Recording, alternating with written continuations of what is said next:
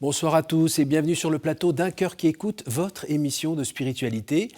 Aujourd'hui, eh bien, nous avons la chance d'accueillir Monsieur Freddy Séjourné. Bonjour. Bonjour Cyril. Bienvenue. Merci. Alors vous êtes venu de votre coin du côté de Pornic. Tout à fait, Sud-Loire, une petite commune qui s'appelle Machecoul. Voilà, pas très loin de Nantes, à une quarantaine de kilomètres à peu 40 près. kilomètres au sud de Nantes. Voilà, merci d'être venu jusqu'ici pour nous raconter un peu ce qui vous est arrivé.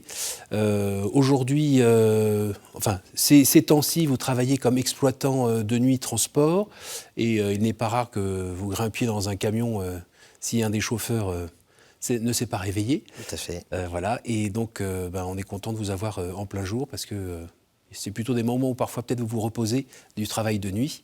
Donc merci d'être là. Juste avant de commencer, je vous invite à nous lire un extrait de texte de votre choix.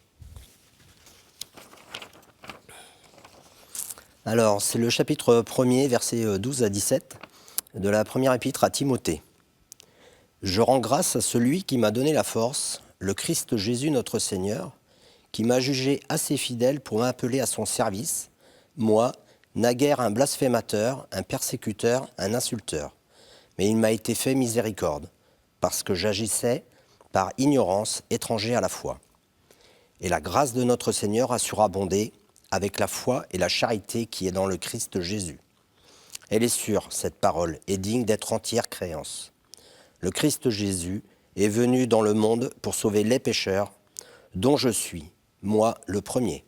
Et s'il m'a été fait miséricorde, c'est pour qu'en moi, le premier, Jésus-Christ, manifesta toute sa patience, faisant de moi un exemple pour ceux qui doivent croire en lui, en vue de la vie éternelle. Roi des siècles, Dieu incorruptible, invisible, unique, honneur et gloire dans les siècles des siècles. Amen. » Ça attaque fort. Bah oui. Pourquoi ce texte ? Pourquoi ce texte ? C'est Paul. Paul qui, pour moi, le premier des convertis. Et son histoire me ressemble un peu. Il est celui dont on parle le plus quasiment dans les écrits. Et voilà, c'est pour ça que j'ai choisi ce texte avec Timothée, qui était l'un de ses fidèles. Alors quand on vous voit comme ça, on ne vous imagine pas mauvais garçon, voyou ou quoi que ce soit ? Non, pas du tout, mais j'ai eu une enfance assez parsemée d'embûches, on va dire. Une enfance à la fois heureuse, parce que j'étais dans une famille où on ne manquait de rien, et à la fois malheureuse par la séparation de mes parents. Vous aviez 11 ans ? J'avais 11 ans, oui, c'est ça, 10-11 ans. Donc une séparation assez brutale, assez sévère. Mon papa était alcoolique. Et forcément, maman ne supportait pas que son mari rentre dans des états pas possibles. Donc ce qui provoquait forcément des crises. Des crises à la maison et des violences conjugales. Voilà. Et donc quand on est enfant, c'est très difficile de supporter. Donc mes parents se sont séparés, et puis après est venue l'adolescence. Et dans l'adolescence, forcément, la colère ressort. Donc oui, on fait quelques bêtises de 16 à 17, 18 ans. Vous étiez un violent, un casse-cou Pas casse-cou, j'étais sportif, très sportif. De 9 ans à 18 ans, j'étais un très bon sportif, on va dire. Je veux pas. Mais du coup, j'ai aussi cette colère qui est peut-être apparue avec le sport aussi. Voilà. Le sport m'a permis, je vais dire, de me défouler. D'accord. Voilà. Après, vous avez choisi l'armée ? J'ai choisi l'armée, effectivement, un petit peu à l'image de mon grand frère, mon frère aîné, qui était parachutiste. D'accord. Et moi, étant sportif, déjà, je me suis dit, tiens, pourquoi pas la voie des parachutistes. Donc, je suis rentré dans l'armée à 18 ans, en tant que parachutiste sur Toulouse. Et là, c'est quoi ? Vous êtes défoulé, vous avez vécu les joies de la fraternité Oui, et on retrouve, comme tout le monde dit, l'armée, c'est une grande famille. Effectivement, j'ai retrouvé une famille, là aussi. Une famille que j'avais un petit peu perdue pendant quelques années. J'ai retrouvé cette fraternité d'armes et la convivialité, la cohésion, des termes qu'on connaît bien dans l'armée. Et c'est ce qui m'a permis de m'éclater en tant que militaire. Ça a duré quoi, 16 ans, 15 ans? J'ai fait 16 ans, 16 ans d'activité. 16 ans d'activité, et j'ai dû faire un choix, j'étais sous-officier de carrière, j'ai dû faire un choix pour ma famille, d'arrêter, comme on dit, pour convenance personnelle.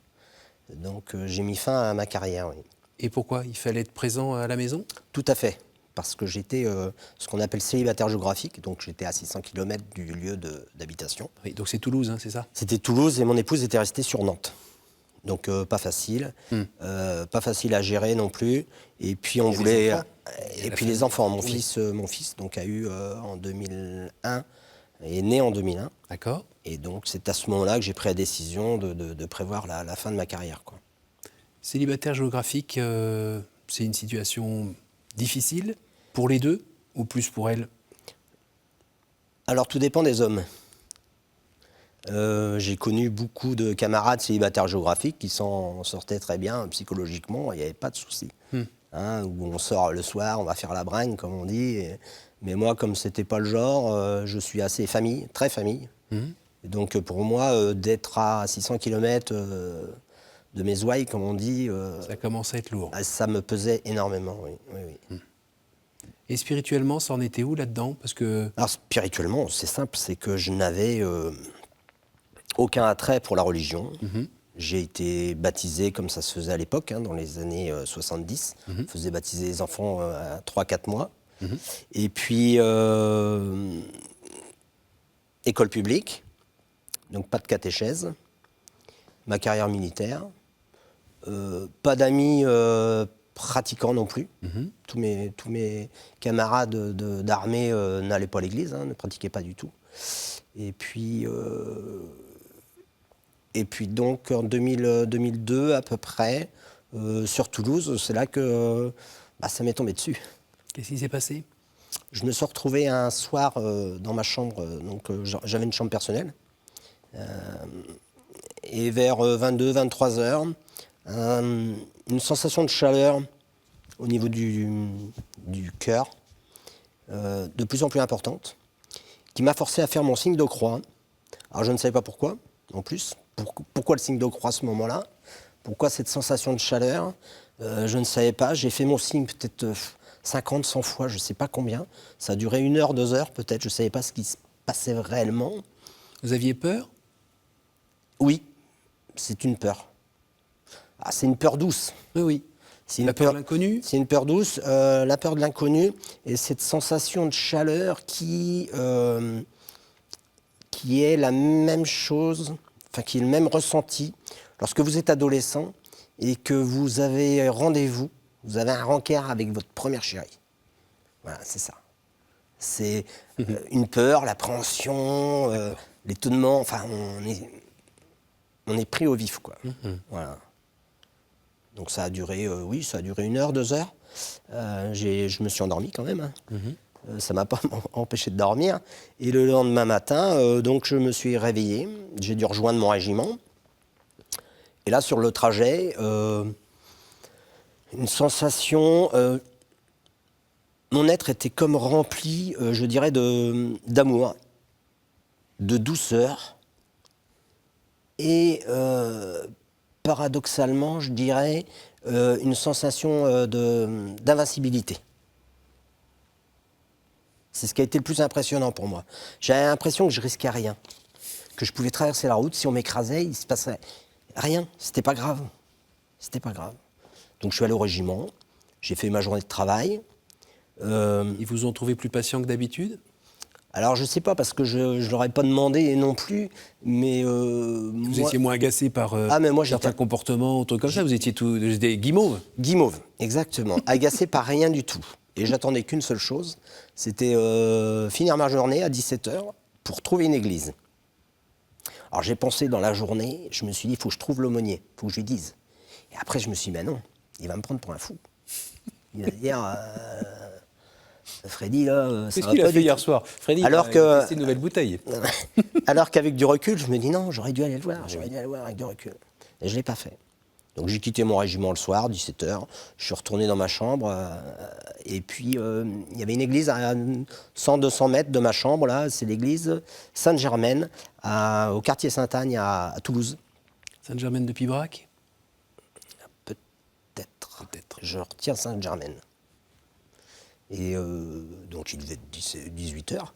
Et là, je suis rentré dans l'église, alors que je ne fréquentais aucune église auparavant. Et je me suis assis face à l'autel. Je me revois comme si c'était hier. Hein. Et j'ai posé mes mains sur les chaises, ou sur le banc, je ne sais plus. Et je me suis dit, ça y est, je suis chez moi. C'est ma maison. Je suis chez moi. Je suis bien ici, et pas ailleurs. Voilà. Et ça a été... je suis resté un bout de temps dans l'église. Hein. Et puis, je suis ressorti. Toutes ces sensations se sont apaisées. Enfin, ont disparu petit à petit. Et j'ai retrouvé mon foyer le week-end d'après. Je suis rentré à la maison, comme si de rien n'était. Vous avez vécu donc tout ça tout seul? Oui, sur 2-3 jours, oui. Et vous l'avez partagé avec votre épouse? Pas du tout. Pas du tout. Pourquoi? J'avais peur. Peur de le dire déjà tout de suite. Parce qu'il fallait que ça mûrisse aussi, que je réfléchisse. La première... Elle est d'éducation catholique aussi? Tout à fait. Donc mon épouse a eu elle a fait son école privée avec de la catéchèse, baptême, communion, confirmation, le pack complet comme je dis. Et puis j'allais pas lui dire parce qu'elle me connaît. Elle savait que non, je suis pas attiré par les églises. Donc si j'avais peur au choc. Oui, c'est ça. Elle avait plutôt comme image le para avec ses tatouages. Tout à fait, le sportif, le costaud. Voilà. On y va, on va faire la fête. Elle m'a connu comme ça dès le début, donc pour elle, je me suis dit non, je ne peux pas lui dire ça tout de suite.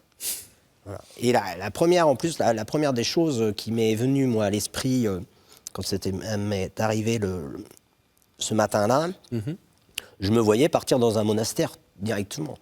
Je réfléchissais à arrêter l'institution militaire, quitter mon épouse et partir dans un monastère pour donner ma vie à Dieu. C'était le coup de foudre, là. Voilà, c'est ça, c'est un coup de foudre. Et après réflexion, je me suis dit, réfléchis, tu t'es marié à l'église. Alors j'ai fait un premier mariage à la mairie et quelques années plus tard, j'ai fait un mariage à l'église. Et c'est mon épouse qui m'a demandé de faire le mariage à l'église. Moi, je ne voulais pas. Vous voyez, c'est compliqué. Et là, je me suis dit, non, c'est pas possible. Tu peux pas tout quitter, tout abandonner. Le Seigneur, c'est pas ce qu'il souhaite de toi. Si tu t'es marié, que tu as eu ton sacrement pour le mariage, c'est pas pour quitter ta femme. Tout éclaté. Non.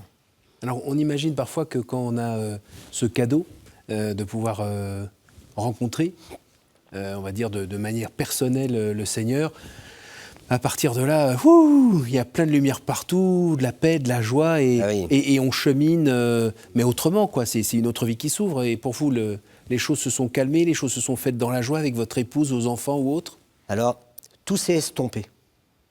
Pendant quelques années, ça s'est estompé. Au bout de 2 ans, je l'ai appris. J'étais lors d'un apéritif avec des amis, et je dis ça à des amis, ce qui m'était arrivé. Mon épouse était à côté de moi à ce moment-là, et elle me dit quoi? Elle dit, c'est quoi ton histoire?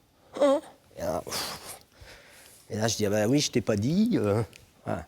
Donc j'ai dû lui raconter comme ça, un soir. Oui. Oui. C'en est resté là, dans un premier temps, c'en est resté là. Et puis, la vie continuant, j'étais toujours attiré par les églises. Donc dès que j'avais un peu de temps, j'allais à l'église tout seul. J'y allais plus en cachette, on va dire. Et, quelques lectures aussi? Ah oui, quelques lectures, mais dans l'église. Je profitais d'aller dans l'église pour prendre quelques livres et puis lire dans l'église. Et puis, au bout de 10 ans, je me suis dit, Freddy, c'est plus possible, quoi. Il faut faire quelque chose. Tu peux pas garder ça pour toi. Et ça a mis quand même 10 ans. Hein. C'est quand même très, très long. Hein. Oui. Je trouve qu'on mûrit, mais c'est long. 10 ans, c'est long. Et puis, je suis allé voir le prêtre de ma paroisse. J'ai pris un rendez-vous. Et puis, on a mis en place un parcours de catéchuménat. Et donc, j'ai fait ma communion à 43 ans.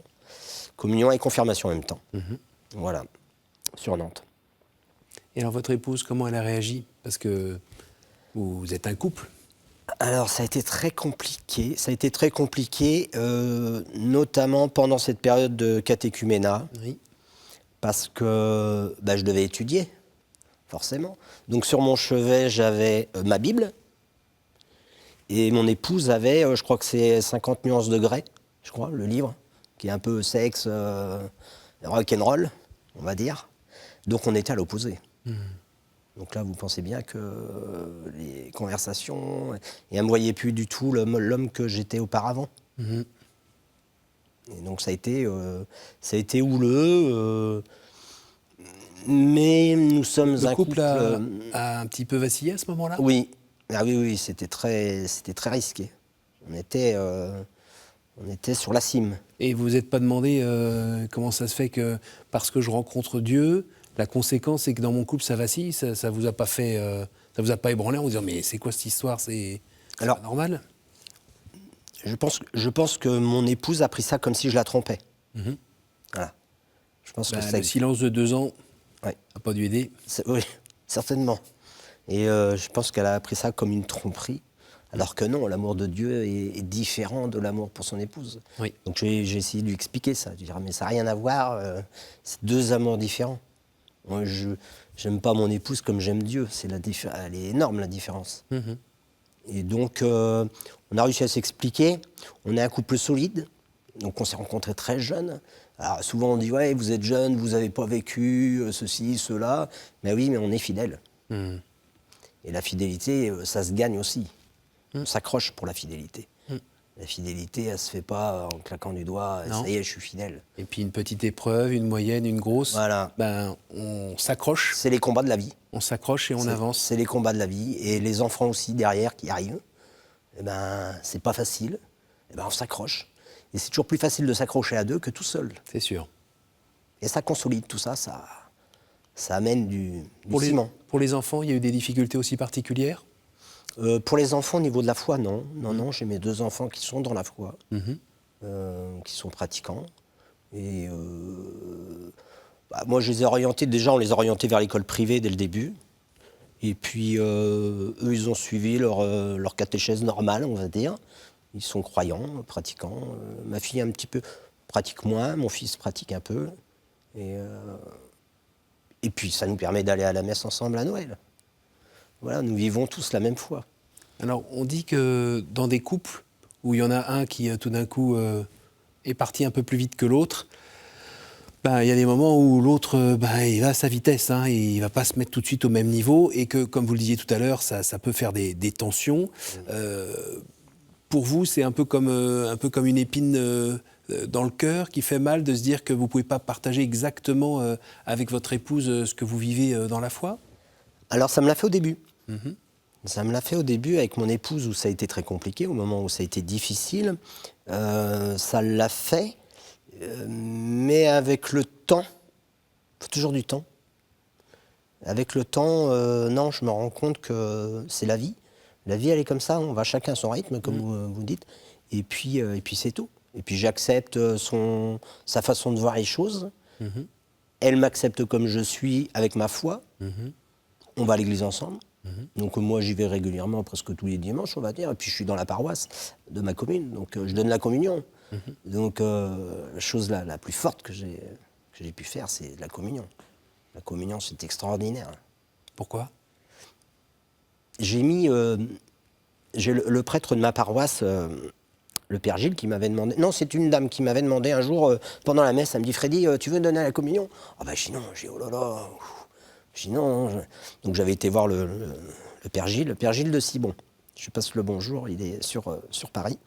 Et le père Gilles m'a dit non, s'il me dit si qu'on te l'a demandé, c'est qu'on sentait que tu étais peut-être prêt là à le faire. Je dis oui, mais je dis moi, je pensais qu'il fallait une préparation, quelque chose. Donc je donne la communion maintenant. Donc tout ça pour en revenir à mon épouse, on va à la messe de temps en temps, elle vient avec moi, des fois elle me dit tiens, mais je viendrai avec toi demain. Et puis elle vient, donc voilà, on laisse le temps tranquillement se faire. J'ai été déçu parce que, alors maintenant c'est passé avec le temps, je souhaitais en faire plus au niveau de l'église. Donc j'avais pensé au diaconat. Et mon épouse m'a dit non tout de suite. Et finalement c'est normal. C'est Dieu qui nous demande, c'est pas nous. C'est pas nous qui choisissons, c'est Dieu qui vient vers nous. Et professionnellement, le fait d'être venu comme ça, catho, dans un milieu qui ne l'est peut-être pas, je ne sais pas, ça a changé quelque chose dans vos relations de travail, dans même ces temps que vous avez peut-être un peu plus au calme la nuit, quand vous conduisez ou quand vous êtes au service de ceux qui conduisent? Alors, le fait de travailler de nuit, effectivement, le fait de travailler de nuit pendant des années, parce que ça fait des années que je travaille de nuit, je m'y retrouve à travailler la nuit. C'est le calme. On peut plus facilement se ressourcer, même si on conduit, on est concentré. Oui. On arrive à se ressourcer, même en conduisant la nuit. On est au calme, il n'y a pas cette interférence avec la circulation qu'on peut subir en journée. Un peu des temps de contemplation, des temps de prière. Tout à fait. Et puis il y a les radios. Les radios nous aident beaucoup aussi pour les conducteurs routiers. Je pense que ça aide beaucoup la nuit. Et dans le milieu professionnel, il est insensible, indifférent, Oui, un peu croyant, respectueux? Alors, ils sont respectueux, et vous remarquerez qu'il y a beaucoup de conducteurs routiers qui ont une croix sur leur pare-brise, éclairée la nuit. Finalement, on est beaucoup plus qu'on ne le pense. Voilà. Et puis, le travail de nuit, moi, le fait d'être exploitant, par exemple, la nuit, ça me permet aussi de discuter avec beaucoup de camarades aussi de travail. Alors, pas forcément sur la foi, hein, mais ça me permet de les écouter un peu plus. Cette rencontre de Dieu, du Christ, de la prière, de la contemplation, de l'Église, est-ce que tout ça vous a permis de faire une sorte d'avancée intérieure pour peut-être pardonner à votre papa qui s'était pas très bien conduit? Ah oui, tout à fait. Ah oui, ça a été mais du jour au lendemain. J'ai pu pardonner tout de suite. Nous sommes 5 frères et sœurs. Je ne sais pas si mes frères et sœurs ont pardonné, Oui. parce qu'on a vécu des choses quand même très difficiles, des violences importantes. Du cauchemar? Ouais. Et quand on est enfant, c'est marqué à vie. Enfer rouge, oui. C'est marqué à vie. Et moi, suite à ce qui m'est arrivé, du jour au lendemain, j'ai pardonné. Mais du jour au lendemain. Je suis retourné tout de suite sur la tombe de mon papa, parce qu'il est décédé en plus très très tôt. Et je suis allé du jour au lendemain. Ça a été sans vraiment me poser de questions. Après, aujourd'hui, concernant le pardon, effectivement, il y a des choses des fois que j'ai un peu de mal à pardonner, suivant les actualités qui sont quand même très très dures. Oui. Et je demande à Dieu de pardonner. Au moins, c'est plus facile pour moi. Je lui demande. Il le fait très bien. Et il le fait très bien, je pense. Merci Freddy, on arrive au temps des questions. Courte, réponse courte. Et pourriez-vous me dire un chiffre entre 1 et 10, s'il vous plaît? 7.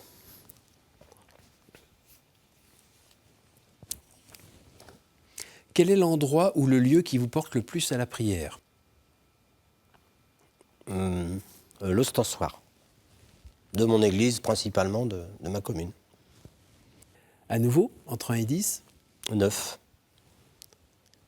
Si vous pouviez revenir en arrière et changer quelque chose dans votre vie, que feriez-vous? Question très compliquée. Je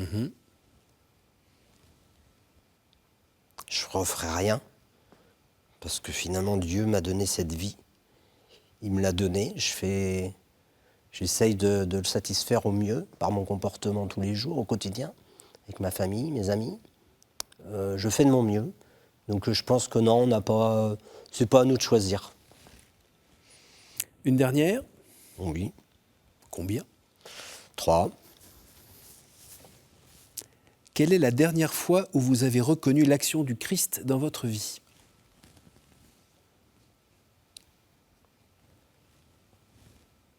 Alors, je dirais que est-ce que c'est une action? Oui et non, mais je l'ai vu. J'étais à la chapelle dans ma commune, et je suis allé prier, j'étais tout seul. Et au moment de sortir, j'ai un sans-abri qui est rentré, qui était complètement paniqué. Il faisait froid dehors, un froid pas possible. Et il avait des yeux bleus, mais incroyables. Et il me dit, oui, est-ce que vous savez, est-ce que tel train, il part à telle heure, machin? Ben, je dis, non, il n'y a plus de train à cette heure-ci, à Machecoul, il n'y a plus de train. Il faisait froid, et il n'avait rien sur lui. Et du coup, je dis, écoute, je peux t'amener chez les frères. Je dis, ils vont s'occuper de toi, parce que moi, je devais aller chercher ma fille à 5 heures à l'école. Je dis, là, j'ai pas le temps, écoute, je te dépose là-bas. Donc, je l'ai déposé. je vais aller chercher ma fille. Et là, je me suis dit, non, Freddy. Et j'ai dit, mais non, mais c'était le Christ. J'ai dit, qu'est-ce que tu fais?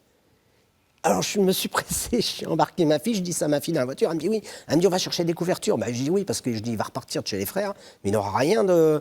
Donc, on est reparti vite fait à la maison, on a remis les couvertures dans la voiture, on est reparti vite fait chez les frères. Arrivé chez les frères, elle me dit, ah ben non, il est parti. Ah, quelle déception. Quelle déception. Mais son regard, je l'ai encore... voilà, donc c'est il y a longtemps, il y a bien une dizaine d'années. Merci beaucoup Freddy, merci C'est moi. d'être venu nous partager ce chemin de vie, cette superbe rencontre et dont on voit encore les fruits aujourd'hui. Merci beaucoup. Merci à vous tous pour votre fidélité. Vous pouvez retrouver ce témoignage vivant, haut en couleur et riche sur notre site www.ktotv.com. J'en profite pour saluer les gens qui nous écoutent par d'autres voies, sur la radio, par podcast et autres. Et remercier la technique pour la réalisation de cette émission. À la semaine prochaine.